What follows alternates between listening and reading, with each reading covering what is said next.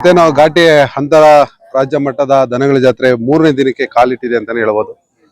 So ಇನ್ನೂ 3-4 ದಿನ ಇರ್ತಕ್ಕಂಥದ್ದು ಈ ಘಾಟಿ ದನಗಳ ಜಾತ್ರೆ. ಸೊ ಪ್ರತಿ ವರ್ಷದಂತೆ ನಾವು ಈ ವರ್ಷನೂ ಕೂಡ ಉಚಿತವಾಗಿ ಹುಲ್ಲು ಕೊಡೋದಾಗಿರ್ಬೋದು, ನಮ್ದೊಂದು ಒಳ್ಳೆಯ ಒಂದು ಅಜೆಂಡಾ ಅದು ನಮ್ಗೆ. ಸೊ ದೂರದಿಂದ ಬರ್ತಾರೆ, ಬೇರೆ ಜಿಲ್ಲೆ ಬೇರೆ ತಾಲೂಕುಗಳಿಂದ ಬರ್ತಕ್ಕಂಥ ರೈತರಿಗೆ ಮೊದಲನೇ ಆದ್ಯತೆ ಕೊಟ್ಟು ಉಚಿತವಾಗಿ ಹುಲ್ಲು ಕೊಡೋ ಅಂತ ವ್ಯವಸ್ಥೆ ನಾವು ಮಾಡ್ತಾ ಇದ್ದೀವಿ. ಯಾಕೆ ಅಂತಂದ್ರೆ ರೈತರಿಗೆ ಮೂಲಭೂತ ಸೌಕರ್ಯಗಳು ಕೊಟ್ರೆ, ಈ ನೋಡಿ ಹೋದ ವರ್ಷ ಹುಲ್ಲು ಕೊಟ್ಟಿದೀವಿ ಅಂತೇಳಿ ಎಲ್ಲಾ ಕಡೆ ಮೆಸೇಜ್ ಹೋಗಿದ್ದಕ್ಕೆ ಈ ವರ್ಷ ಇನ್ನೂ ಹೆಚ್ಚಿಗೆ ಎತ್ತುಗಳು ಬಂದಿದೆ. ಮಂಡ್ಯ, ಮೈಸೂರು, ಪಾಂಡುಪುರ ಆ ಭಾಗದವ್ರು ಹೆಚ್ಚಿಗೆ ತಗೊಬಂದಿದ್ದಾರೆ. ಸೊ ನಮ್ಗೆ ಖುಷಿ ಆಗುತ್ತೆ. ಇಂಥ ಬೆಳವಣಿಗೆ ಆದಾಗ, ಹೆಚ್ಚಿಗೆ ದನಗಳು ಬಂದಾಗ ಜಾತ್ರೆ ಚೆನ್ನಾಗುತ್ತೆ. ಹಾಗೆ ಹಳ್ಳಿಕಾರ ಆಟೋಮೆಟಿಕ್ ಆಗಿ ಉಳಿತದೆ. ನಮ್ಮ ಹಳ್ಳಿ ರೈತರು ಉಳಿಸಿದ್ರೆ ಹಳ್ಳಿಕಾರ ಆಟೋಮೆಟಿಕ್ ಆಗಿ ಉಳಿತದೆ. ಸೊ ಅಂತ ರೈತರಿಗೆ ನಾವು ಇವತ್ತು ಹುಲ್ಲು ಕೊಡುವಂತ ಕಾರ್ಯಗಳನ್ನು ನಾವು ಮಾಡ್ತಾ ಬಂದಿದ್ದೀವಿ ವರ್ಷ.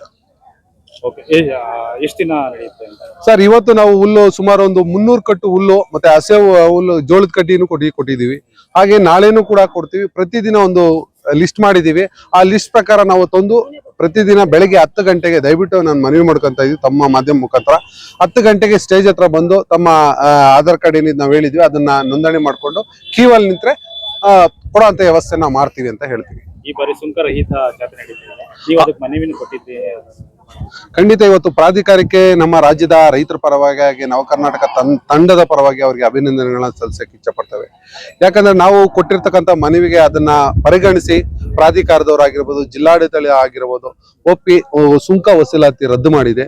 ಅದು ಕೂಡ ನಾವು ರಾಜ್ಯ ಹೆದ್ದಾರಿಗಳು ಕೂಡ ರದ್ದು ಮಾಡಿ ಅಂತೇಳಿ ಮನೆ ಜಿಲ್ಲಾಧಿಕಾರಿಗಳ ಹತ್ರ ಮನವಿ ಮಾಡಿದ್ವಿ. ಅದು ಮುಂದಿನ ವರ್ಷ ಅದನ್ನ ಪರಿಗಣನೆ ಮಾಡ್ತೀವಿ ಅಂತ ಹೇಳಿದ್ದಾರೆ. ಹಾಗೆ ಪ್ರಾಧಿಕಾರಕ್ಕೆ ನಾವು ಮನವಿ ಮಾಡಿ ಇನ್ನೊಂದು, ಯಾಕಂದ್ರೆ ಇಲ್ಲಿ ದನಗಳ ಜಾತ್ರೆ ವರ್ಷಕ್ಕೊಂದು ಸತಿ ನಡ್ತಕ್ಕಂಥದ್ದು. ಇಲ್ಲಿ ಹಳ್ಳಿಕಾರ ಪ್ರತಿಮೆಯನ್ನ ಕಟ್ಟಬೇಕು ಅಂತೇಳಿ, ಏನು ಲಗ್ಮೇನಲ್ಲಿ ಕ್ರಾಸ್ ಬಳಿ ಕಟ್ಟಬೇಕು ಅಂತೇಳಿ ನಮ್ಮ ಘಾಟಿ ಶಾಖೆ, ನವ ಕರ್ನಾಟಕ ಘಾಟಿ ಶಾಖೆ ಇದೆ, ಆ ಕಡೆಯಿಂದ ಮನವಿ ಪ್ರಾಧಿಕಾರದ ಸದಸ್ಯರಾದ ರಂಗಪ್ಪನವರಿಗೆ ಇವತ್ತು ನಾವು ಮನವಿ ಮಾಡ್ಕೊಂಡಿದೀವಿ. ನಾವು ಅದನ್ನ ಹಳ್ಳಿಕಾರ ಪ್ರತಿಮೆ ಜೊತೆಗೆ ರೈತರದ್ದು ಒಂದು ಪ್ರತಿಮೆ ಕಟ್ಟಬೇಕು ಅಂತೇಳಿ ಅವ್ರಿಗೆ ಹೇಳಿದಾಗ ಅವರು ಸಕಾರಾತ್ಮಕವಾಗಿ ಸ್ಪಂದಿಸಿದ್ದಾರೆ.